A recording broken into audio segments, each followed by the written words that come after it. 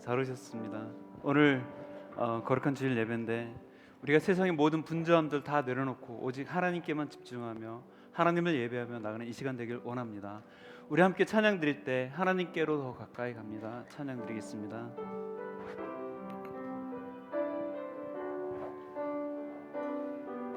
하나님께로 더 가까이, 하나님께로 더 가까이 갑니다. 고통 가운데 계신 주님,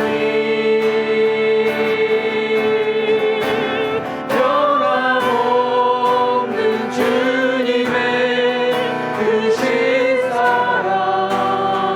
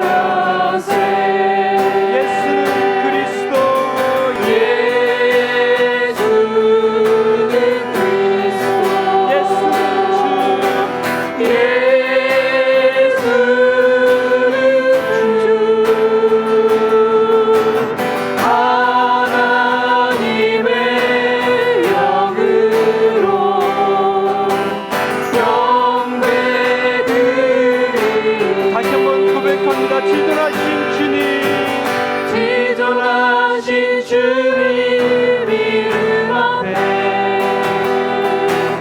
모두 무릎 꿇고 다 경배해. 거룩하신 주님 보좌 앞에 엎드려 절하세.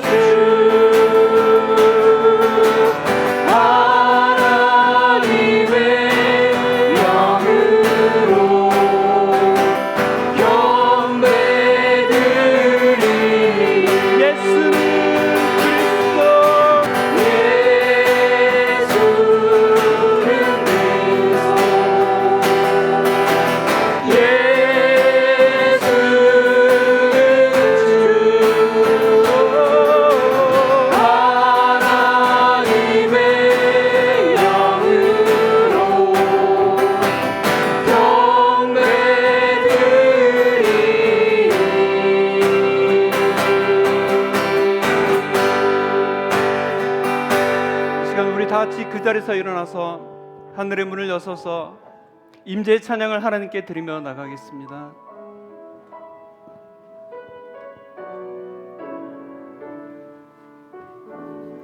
하늘의 문을 여서서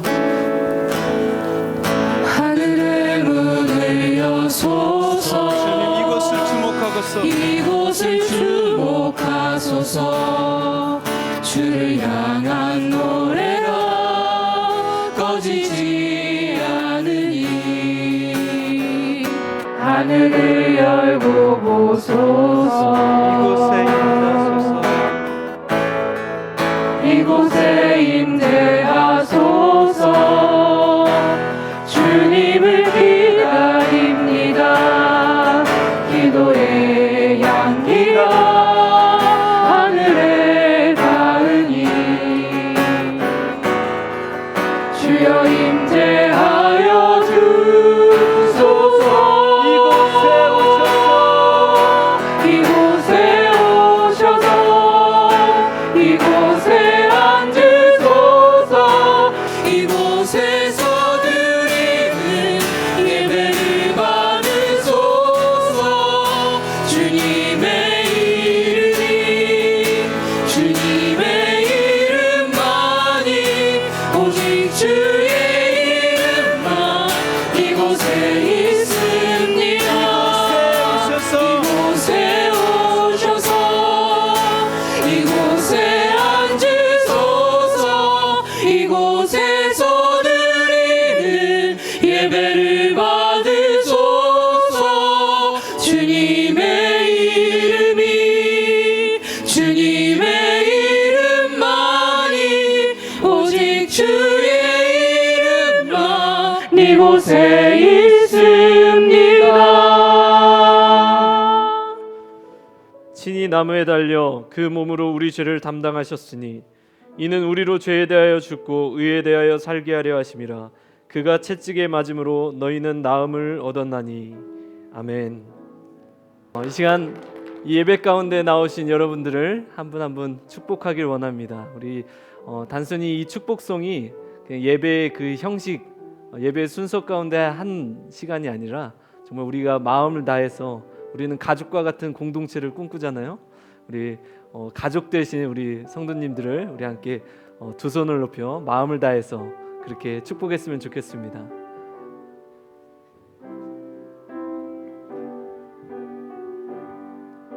주님 너를 항상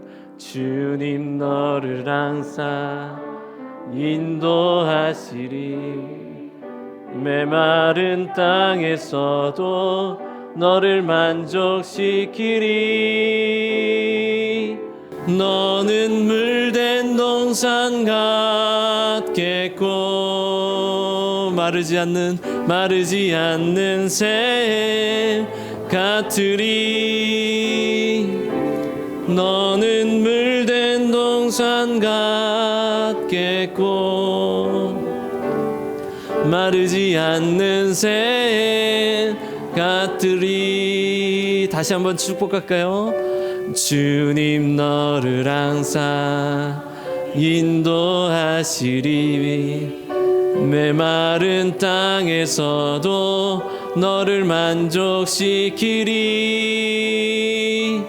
너는 물된 동산 같겠고 마르지 않는 샘 마르지 않는 샘 같으리. 너는 물된 동산 같겠고 마르지 않는 샘 같으리. 여러분들의 가슴에 손을 얹고 나는 물된 동산 같겠고 마르지 않는 샘 같으리. 마르지 않는 샘 같으리. 나는 물된 동산 같겠고 마르지 않는 샘 같으리. 마르지 않는 샘 같으리. 오늘 이 자리 가운데 우리를 불러주신 하나님께 영광의 박수 올려드리겠습니다. 그리고 이 시간 함께 기도하길 원합니다. 하나님께서 성경 속에서만 역사하시는 분이 아니라 지금 이 시간 내도 이 자리 가운데 이 공간 가운데 우리의 심령 가운데 함께하고 계심을 믿으십니까? 그렇다면 그 믿음을 가지시고 여러분들의 손을 모으시고 또 여러분들의 마음을 모아서 정성을 모아서 이 시간 함께 기도하길 원합니다. 찬양받기에 합당하신 하나님 감사드립니다. 하나님은 영광 받으시기에 합당하신 분이시고 예배 받으시기에 합당하신 분입니다. 우리가 정성을 들여 우리의 마음을 들여 드리는 이 예배와 찬양을 기뻐 흠양하여 주옵소서. 하나님 친히 좌정하여 주셔서 우리 이 예배의 공간과 우리의 심령 가운데 충만히 임재하여 주옵소서. 하나님, 우리는 때로는 정결하지 못하고 거룩한 모습으로 이 예배의 자리 가운데 나온 심령이 있습니까? 하나님, 우리를 용서하여 주시고 우리의 연약함을 주님께서 아시오니 우리의 무거운 짐 수고하고 어려웠던 그 마음의 질고들을 주님께 다 토설하오니 주님 우리에게 참 안식을 허락하여 주옵소서. 주님께서 예전에 그 제자들에게 수고하고 무거운 짐진 자들아 다 내게로 오라 내가 너희를 쉬게 하리라고 말씀하신 그 약속을 믿고 우리가 나왔사오니 하나님 우리 안에 주님께서 주시는 세상이 줄 수 없는 빼앗을 수도 없는 그 참된 평안함으로 우리를 채워 주옵소서. 하나님 우리의 육체의 연약함을 들고 이 시간에 나왔습니까? 정말 마음의 그 근심을 가지고 나왔습니까? 하나님 의료진의 손길을 통해서도 역사하시는 하나님이시지만 이 시간 여호와 라파 친히 그 의로운 오른손으로 우리의 부위마다 우리의 상처마다 안수하여 주시사 하나님께서 역사하셔서 우리의 모든 마음의 병들 우리 육신의 병들이 다 떠나가는 귀한 역사가 이 시간 가운데 있을 수 있도록 축복하여 주옵소서. 하나님 이 시간에 정말 우리 출타 중이신 우리 조남성 담임 목사님을 위해서도 함께 중보하며 기도합니다. 그 목사님, 우리 목사님 어느 곳에 계시든지 정말 선한 영향력을 미치고 그로 인하여서 정말 많은 사람들을 옳은 대로 인도할 수 있는 그 귀한 목사님으로 사용하여 주옵소서. 그 미국에서의 일정 동안 정말 하나님께서 지켜주시고 동행하여 주셔서 오는 길까지도 온전히 성령 충만함으로 또 강건함으로 오실 수 있도록 하나님 함께하여 주옵소서. 하나님 이 시간 우리가 주님의 말씀 앞에 섭니다.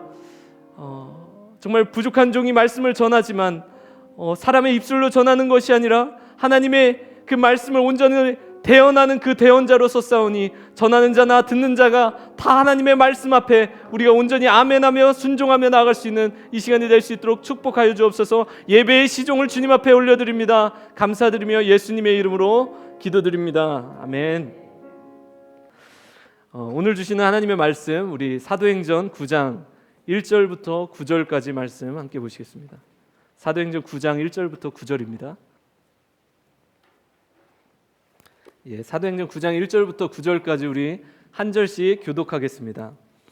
제가 먼저 읽겠습니다. 사울이 주의 제자들에 대하여 여전히 위협과 살기가 등등하여 대제사장에게 가서 다메섹 여러 회당에 가져갈 공문을 정하니 이는 만일 그 도를 따르는 사람을 만나면 남녀를 막론하고 결박하여 예루살렘으로 잡아오려 함이라.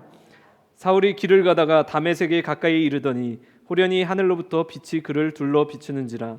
땅에 엎드러져 들음에 소리가 있어 이르시되 사울아 사울아 내가 어찌하여 나를 박해하느냐 하시거늘 대답하되 주여 누구시니이까 이르시되 나는 내가 박해하는 예수라. 나 시내로 들어가라. 내가 행할 것을 내게 이룰 자가 있느니라 하시니 같이 가던 사람들은 소리만 듣고 아무도 보지 못하여 말을 못하고 서 있더라. 사울이 땅에서 일어나 눈을 떴으나 아무것도 보지 못하고 사람의 손에 끌려 다메섹으로 들려가서 함께 읽겠습니다. 사흘 동안 보지 못하고 먹지도 마시지도 아니하니라. 아멘. 예, 어떤 전도사님이 학생부를 담당하고 있었습니다. 근데 안타깝게도 학생들이 아무도 없고 이제 많은 시간이 흘러도 학생들이 찾아오지 않는 겁니다. 그래서 굉장히 근심을 하다가 우연찮게 학생들이 정말 크게 부흥하고 성장한다는 그런 옆에 교회에 대한 소문을 듣게 됩니다. 그래서 이 전도사님이 좀 자존심은 상하지만 저 교회를 가서 탐방을 좀 해봐야겠다 해서 그 교회로 찾아 나섭니다. 그런데 그 예배 시간에 맞춰서 갔다고 생각했는데 그 시간에 그 학생들이 막 우르르 막 몰려 나오는 거예요. 그러니까 예배가 끝난 거죠.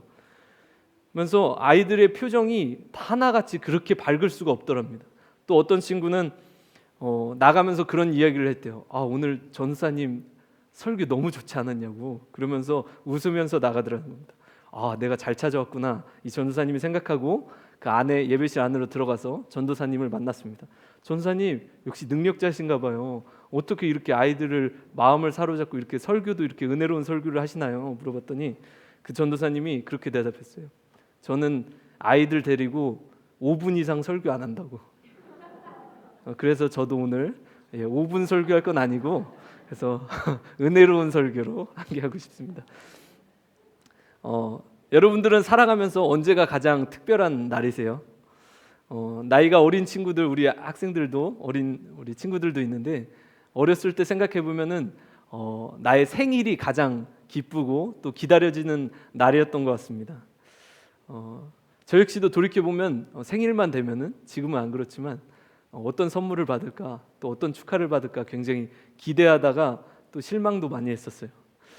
또 어린이들 같은 경우에 이런 날이 또 기쁜 날이지만 가장 특별한 날이지만 사람들마다 다 각자가 특별하게 여기는 그런 날들이 있습니다. 직장인들은 어떤 날이죠? 막 휴가일 수도 있고 또 월급을 받는 날일 수 있고 뭐 그렇습니다.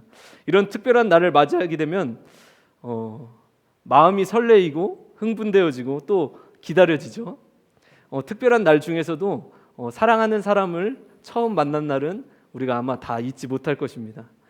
사랑하는 사람을 만나게 되면은 다 자기 생활이 없어지잖아요. 다들 이제 젊으셨을 때 다 연애하셨죠. 그래서 자기 시간이 없어지고 뭐 어떻게든 이렇게 만나야 되고 데이트해야 되고 또 만나지 않는 날은 요즘 같은 경우엔 그 막 휴대폰 들고 문자하고 전화하고 그렇게 시간을 보냅니다. 어쩌면 그런 사랑하는 사람과의 그런 모습들은 꾸며내지 않은 매우 자연스러운 모습인 것 같아요. 좋아하는 감정 때문에 본능적으로 나오게 된다는 것이에요. 제 이야기를 들으면서 왜 이렇게 설교 시간에 세속적인 이야기를 해서 나 부끄럽게 하나 이렇게 생각하실 수도 있겠지만 제가 생각하는 오늘 설교의 핵심이 바로 여기에 있습니다. 본문에 등장하는 사울이라는 사람, 우리가 너무나 잘 알고 있는 인물입니다. 본문에 등장하는 사울이라는 사람은 수많은 그리스도인들을 박해하고 또 우리가 잘 알고 있는 스데반 집사님을 순교하게 만든 장본인도 바로 사울이라는 사람입니다. 왜 사울이 그렇게 극악무도하게 박해를 일삼았을까요? 그는 아무런 이유 없이 그렇게 그리스도인들을 박해한 것이 아니었습니다. 우리가 보통 사도 바울에 대해서는 잘 알고 있지만 그 이전은 바울 이전에 그 사울의 삶에 대해서는 모르고 있는 부분이 많습니다. 잠시 그 사울에 대해 나누길 원하는데 우리 함께 사도행전 22장 3절 말씀 함께 읽어볼까요? 사도행전 22장 3절입니다.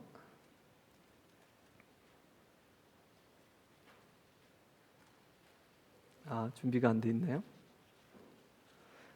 사도행전 22장 3절 제가 한번 읽어드릴게요. 나는 유대인으로 길리기아 다소에서 났고 이 성에서 자라 가말리엘의 문화에서 우리 조상들의 율법에 엄한 교훈을 받았고 오늘 너희 모든 사람처럼 하나님께 대하여 열심히 있는 자라. 사울은 길리기아의 수도였던 다소라는 도시에서 태어납니다. 그 당시 인구가 50만 명이라고 하니까 철원 인구가 몇 명이죠? 한 1000만요? 5만요. 그렇죠. 5만이니까 2000년 전에 그 한 도시에, 그러니까 굉장히 큰 도시 중에 하나였던 도시였습니다. 그래서 그는 태어날 때부터 로마의 시민권을 획득하게 됩니다. 성경을 보면, 사도행전을 보면 이 시민권 때문에 사도 바울이 여러 번 그런 죽음의 위기를 넘기도 합니다. 또한 그는 유대 최고의 랍비 교육을 받고 자라면서 율법의 전문가인 바리새인으로 길러집니다. 이처럼 그의 배경을 보면 화려하기에 그지 없습니다. 특히 그에게 있어서 언어 능력이 특별히 탁월했다고 합니다. 저는 굉장히 언어를 한국말도 잘 못하고, 제가 사실은 1년 동안 한인교회 사역을 하면서 호주에서 살았는데, 호주에서 사역을 하면서 굉장히 힘들고 곤욕스러웠던 게 영어를 못하니까 너무 힘들었어요. 근데 한인교회는 2세들도 있지만 1.5세들이 많습니다. 이제 한국에서 좀 어느 정도 살다가 이제 초등학교나 그 전에 이렇게 호주로 이민 온 친구들이죠. 그 친구 중에 한 친구가 저에게 이제 너무 고민이라고 하면서 저에게 찾아왔어요. 와가지고 전우사님, 전 너무 한국말도 퍼펙트하지 못하고 영어도 퍼펙트하지 못하고 너무 힘들다 막 이렇게 얘기하는데, 그 친구가 얘기하는 그 퍼펙트 자체가 너무 퍼펙트했어요. 그러면서 너무 이렇게 의기소침해지고 자격지심을 느끼고 이렇게 우울해 있었는데, 그런데 사도 바울은 그 정도가 아니었습니다. 제2 외국어 정도가 아니라 3개, 4개, 5개, 기본적으로 헬라어에 능통하고 또한 히브리어와 아람어에도 능한 자였고, 또 로마의 라틴어도 능숙하게 사용할 수 있는 정말 언어에 있어서 천재적인 능력을 가진 사람이었습니다. 이처럼 율법에 능통하고 또 수많은 외국어를 구사할 수 있는 그 사울이었지만, 하지만 그가 예수 그리스도를 하나님의 아들로 믿는 사람은 아니었다라는 것입니다. 당시에 그런 선민 사상이나 우월 의식에 사로잡혀서 예수님을 핍박했던 그런 유대 종교 지도자들과는 달리 사울의 유대교에 대한 열심과 프라이드는 정말 대단했습니다. 하나님만이 유일신이라는 그 유대교에 대한 열심이 바로 오늘 그 그리스도인들을 박해하는 것으로 나타난 것입니다. 이런 자기 신앙에 대한 사명감 때문에 사울은 여전히 그리스도인들에게 살기가 등등하여 이날도 그리스도인들을 핍박하러 다메섹으로 향합니다. 예수님의 제자들에게도 공포의 대상 1순위로 뽑혔을 정도로 사울은 그리스도인들 압제에 누구보다도 적극적이었고, 이날도 의기양양한 발걸음으로 향합니다. 그러한 사울이 오늘 예수 그리스도를 만나게 됩니다. 예수님을 만나는 그 사건으로 그는 변화되어 그리스도인의 삶으로 살아가게 됩니다. 우리가 잘 아는 사도 바울의 삶으로 사는 것이죠. 다니는 곳마다 수많은 교회들을 세우고, 또 율법에 얽매여 있던 유대인들을 변화시키고, 이방인들에게도 그리스도의 복음을 전합니다. 이뿐만이 아니라 종교 다원주의가 만연하고, 또 유일신을 절대로 인정하지 않는 로마인들에게도 복음을 전하기도 합니다. 이러한 과정에서 쉽지 않은 과정이 있었어요. 바울은 생명의 위협을 느끼기도 하고, 선교 활동 중에 유라굴로라는 큰 광풍을 맞아 죽을 위기에 놓이기도 합니다. 또 한 번 물리면 절대로 살아남지 못한다는 뱀에게 물리기도 합니다. 그럼에도 불구하고 바울은 복음을 전하는 것을 게을리하지 않는 인생이었습니다. 왜 이렇게 바울이 치열하게 살았을까요? 왜 이렇게 죽기 살기로 예수님을 전했을까요? 저는 생각해 봤어요. 사울 당시에 자기가 바울 이전에 사울 당시에 자기가 범한 그 죄 때문이 아닐까? 수많은 그리스도인들을 핍박한 것을 사죄받기 위해서 그런 것이 아닐까? 아니면 우리가 잘 아는 것처럼 사도 바울은 굉장히 완벽주의적인 성격을 갖고 있다고 우리가 알고 있는데, 그런 그의 성격 때문에 그런 것은 아닐까? 아무리 생각해봐도 그런 이유 때문이 아니었습니다. 사울을 변화시킨 것은 죄책감 때문도 아니고 사죄받기 위함도 아니었습니다. 사울이 바울로 변화된 것은 바로 그가 예수 그리스도를 만났기 때문입니다. 예수 그리스도의 만남으로 삶의 변화가 시작된 것입니다. 우리가 사랑하는 사람을 만나게 되면 우리의 행동에 변화가 오듯이 예수님을 만남으로 인해서 그의 영혼이 새로워졌다는 것입니다. 돌세례도 광풍도 또 뱀의 독도 예수님을 향한 그의 사랑과 열정을 막을 수가 없었습니다. 이것은 단지 사울의 고백이 아닙니다. 이것은 예수 그리스도를 만난 사람의 삶입니다. 우리가 감리교의 창시자로도 잘 알려져 있는 그 요한 웨슬리는 구원론을 조직 신학적으로 잘 설명한 사람 중에 한 사람입니다. 그의 구원론에 의하면 우리가 진정으로 하나님을 인격적으로 만나고 체험했을 때 우리의 영혼은 거룩하게 변화해진다고 그렇게 이야기합니다. 바로 그 순간 그때에 우리의 교만했던 마음이 겸손함으로 바뀌어지고 불신앙이었던 우리의 신앙이 믿음으로 바뀌어지고 또 자기를 사랑하였던 그 욕심들이 하나님을 사랑하고 이웃을 사랑하는 마음으로 바뀌어진다고 말합니다. 이 사람을 좋아해야지 인위적으로 노력한다고 해서 싫어하는 사람이 갑자기 좋아지나요? 절대 안 그렇죠. 마찬가지로 우리가 인격적으로 예수님을 만나지 못한 사람이 어떻게든 막 흉내내고 따라한다고 해서 그의 영혼이 새로워지지 않는다는 것입니다. 그러므로 우리에게 필요한 것이 무엇인가요? 바로 예수님과의 인격적인 만남입니다. 그리고 그 믿음을 통해 멸망에서 영생으로의 거듭남이고 또 주님과의 그 첫사랑의 감격을 가지고 살아가는 것입니다.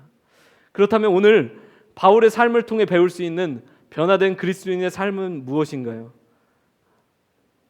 구체적으로 그리스도인의 삶 첫 번째는 세속적인 것으로부터의 분리입니다. 대표적인 것으로 늘 우리 그리스도인들에게 도전을 주는 물질과의 관계입니다. 예수님께서도 우리가 하나님과 물질을 겸하여 섬길 수 없다고 하셨듯이 그만큼 물질은 우리가 하나님께로 가까이 가지 못하도록 하는 장애가 될 때가 참 많이 있습니다. 디모데전서 6장 10절에 보니까 이런 말씀이 있더라고요. 돈을 사랑함이 일만하게 뿌리가 되나니. 어떤 이들은 물질을 하나님의 영광을 위해서 사용하면 된다고 그렇게 이야기합니다. 하지만 조금씩 나의 주머니가 두터워지고 또 풍족해질 때 사탄은 그 틈을 노린다는 것입니다. 하나님의 영광이라는 것을 빙자해서 나의 욕심을 채우게 만듭니다. 어느 날 한 청년이 예수님께 나아가서 그렇게 질문합니다. 선생님, 어떻게 하면 영생을 얻을 수 있나요? 이 청년은 누구보다도 신앙생활을 열심히 했던 청년이었습니다. 예수님께서 그 질문에 대한 대답으로 10계명을 지키라고 그렇게 말씀하셨을 때 그때 그는 한치의 망설임도 없이 당당히 대답합니다. 이 모든 것을 내가 지키고 있는데 아직도 무엇이 부족한가요? 하지만 예수님은 곧이어 청년에게 다음과 같은 말씀을 하시죠. 그러면 너의 재물을 다 가난한 사람들에게 나누어 주고 나를 따르라. 그 말씀을 듣고 이 청년은 심히 근심한 뒤에 돌아갔다고 말씀에 나와 있습니다. 청년이 떠난 후에 예수님께서는 제자들에게 아주 유명한 말씀을 하시죠. 낙타가 바늘귀로 들어가는 것이 부자가 천국에 들어가는 것보다 쉬우니라. 즉 부자가 천국에 들어가는 것은 정말 어렵다는 것입니다. 예수 그리스도를 만난 바울은 어땠나요? 바울의 고백은 더 이상 세상 것은 아무런 의미가 없다고 그렇게 말합니다. 물질도 재능도 권세도 직분도 그리스도 예수를 아는 지식 외에는 다 배설물로 똥으로 여긴다는 극단적인 표현까지 씁니다. 이러한 물질 만능주의만이 세속적인 것이 아닙니다. 우리의 세속적인 가치관도 바뀌어져야 합니다. 지난번에도 한번 말씀을 드렸던 것 같은데 저는 그 신학교에 들어가기 전에 그 연예인이 되는 것이 꿈이었습니다. 단순히 부와 명예 때문만이 아니라 정말 제가 그 높은 위치에 가서 하나님께 이 모든 영광 돌립니다. 그걸 꼭 하고 싶었어요. 지금 저를 보면서 연예인이 안 되고 목회하고 있는 모습을 보면서 실패했구나 이렇게 생각하시죠? 하지만 저는 얼굴로 보나 재능으로 보나 계속했으면 됐는데 분명히 크게 대성했을 겁니다. 하지만 하나님께서 저에게 기대하시는 것은 연예인이 아니라 목회의 길을 하는 것이었습니다. 연예인이 잘못되고 세속적이라는 것이 아닙니다. 바로 하나님의 뜻과 계획과 반대되는 것이 세속적이라는 것이죠. 여러분들이 지금 하시고 있는 일, 여러분들의 그 가치관 아무런 문제되지 않을 수 있습니다. 그리고 도덕적으로도 옳다 인정함을 받을 수 있습니다. 하지만 그 일이, 그 가치관이 여러분을 향한 하나님의 계획과 다르다면 그것은 세속적인 것이 될 수 있다는 것입니다. 변화된 그리스도인의 삶 두 번째는 바로 인생의 주인이 바뀌어져야 된다는 것입니다. 즉 그의 인생의 가치관이 바뀌어져야 된다는 사실입니다. 예수님을 만났음에도 아직도 여러분의 영혼이 거룩해져 있지 않나요? 그렇다면 예수님을 만났어도 여러분 안의 주인이 아직도 여러분 자신이기 때문입니다. 바울은 갈라디아서 2장 20절에 이렇게 고백합니다. 이 말씀도 없나요? 내가 그리스도와 함께 십자가에 못 박혔나니 그런즉 이제는 내가 사는 것이 아니요 오직 내 안에 그리스도께서 사시는 것이라. 이제 내가 육체 가운데 사는 것은 나를 사랑하사 나를 위하여 자기 자신을 버리신 하나님의 아들을 믿는 믿음 안에서 사는 것이라. 이제 바울 자신을 위한 삶은 없어졌습니다. 오직 그리스도를 위한 삶이 되었습니다. 우리나라는 참 오랫동안 그런 신분제도의 전통 가운데 있어서 그런지 이런 주종관계에 대한 개념을 잘 알고 있습니다. 종이 무엇이죠? 그리고 주인의 역할이 무엇인가요?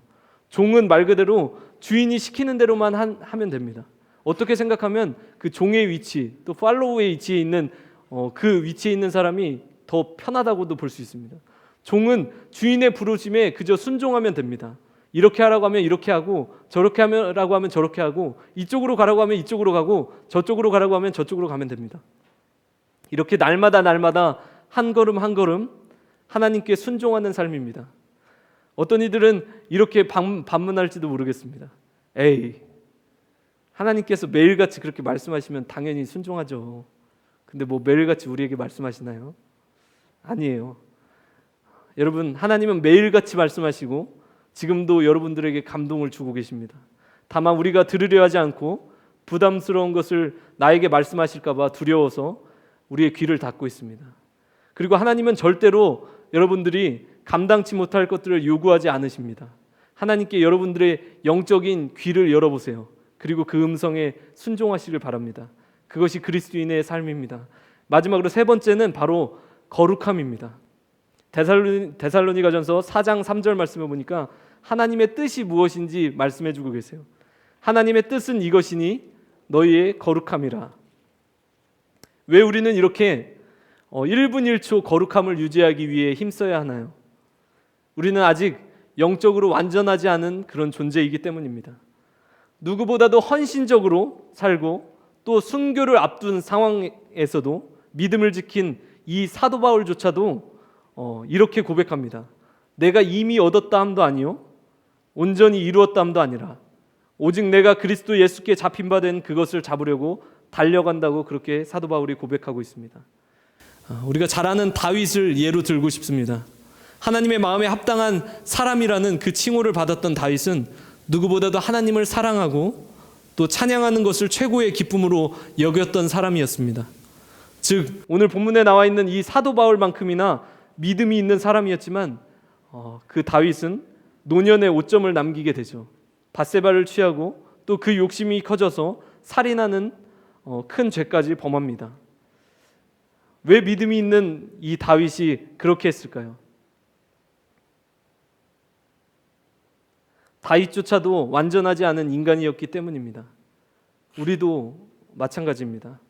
지금 이 순간 내 영혼이 거룩해져 있다고 또 지금 성령 충만하다고 그것이 영원하지는 않습니다.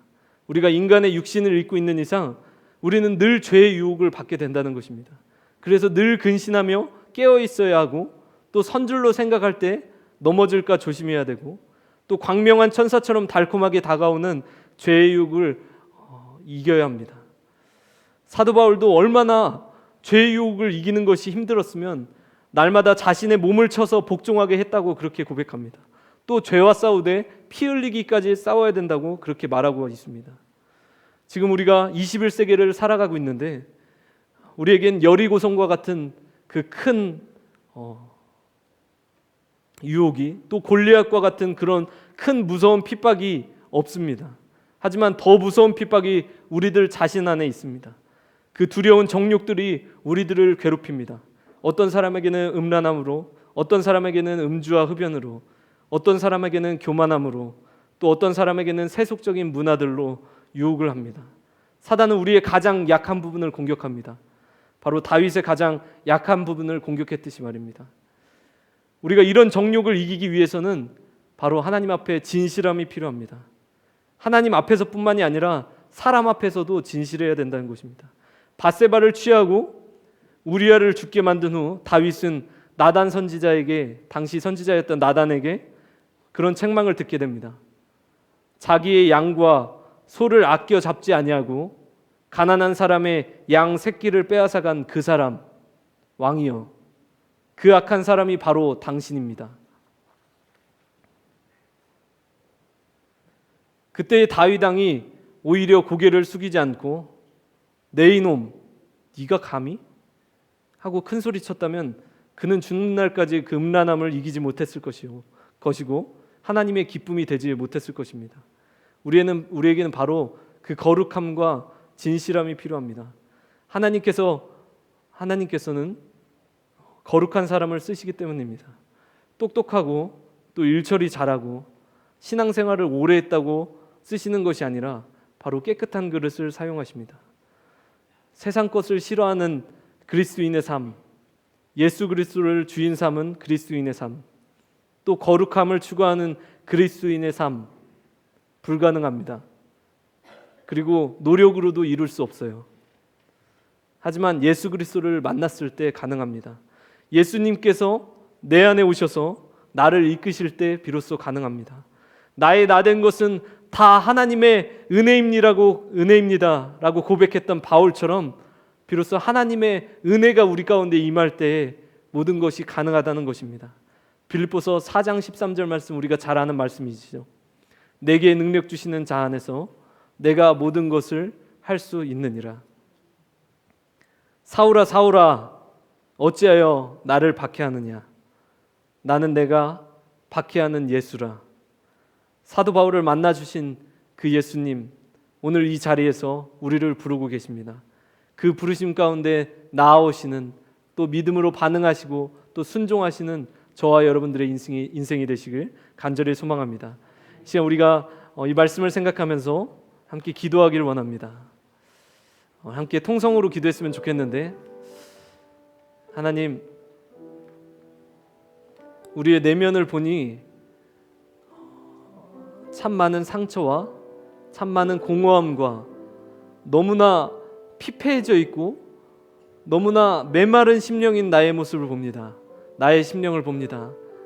어느샌가 주님을 만났을 때에 그 처음에 주님을 인격적으로 경험했을 때의 그 감격이 내 안엔 사라진 것만 같이 느껴집니다. 하나님, 이 시간 다시금 나의 심령에 노크하여 주시고 다시금 나를 새롭게 만나 주셔서 사도 바울처럼 그러한 인생으로 우리가 승리하며 살아갈 수 있도록 도와주시옵소서. 나의 인생을 주인을 주님으로 고백하는 인생이 되길 원합니다. 그 거룩함을 따라 쫓아 살아가는 인생이 되길 원합니다. 그 물질적인 것, 세속적인 것과 멀리하여서 거룩한 삶을 추구하는 우리의 인생이 되길 원합니다. 우리를 다시 한번 은혜 가운데로 품어주옵소서. 이 시간 함께 통성으로, 함께 여러분들의 입술을 벌려서 함께 통성으로 기도했으면 좋겠습니다. 함께 기도합시다. 주님 아버지 감사합니다. 하나님, 이 시간 우리가 한 사람 한 사람 불러주시니 감사합니다. 하나님, 우리가 하나님 주님을 만나는 그 감격이 우리 가운데 있길 원합니다. 하나님은 우리를 불러주시고 하나님 다시 한번 우리의 심령에 노크하여 주시사 하나님 아버지 하늘의 그 놀라운 은혜로 사도 바울을 다메섹 도상에서 만나주셨던 그 하나님, 이 시간 우리 가운데 하나님 이 예배 가운데 우리를 만나 주시옵소서. 우리의 드리는 이 기도 가운데 우리의 심령을 노크하여 주시옵소서. 사울아 사울아 나는 내가 박해하는 예수라고 그 말씀하셨던 것처럼 하나님 이 시간 우리 가운데 말씀하여 주시고 우리의 이름을 불러주시고 우리가 다시 한번 하나님 주의 은혜 가운데 거할 수 있도록, 주의 은혜 가운데 온전히 설 수 있도록 축복하여 주시옵소서. 주님을 만난 그때로 돌아가서 다시 복음 앞으로 서서 우리가 그 복음 앞에 온전함을 얻고 그 기쁨을 얻고 살아갈 수 있는 우리의 인생이 될 수 있도록 축복하여 주옵소서. 모든 것 하나님께 감사드리며 예수님의 이름으로 기도드립니다. 아멘. 이 시간 우리 말씀을 기억하면서 함께 결단의 찬양하기를 원합니다. 다시 복음 앞에 라는 찬양입니다. 우리 함께 이 찬양, 정말 이 가사를 한 절 한 절 묵상하면서 찬양했으면 좋겠습니다. 많은 이들 말하고 많은 이들 말하고 많은 이들 노래는 하지만 정작 가진 않는 길 두려운 생각보다 많이 힘들고 험한 길보단 그저 말로만 가려기에 점점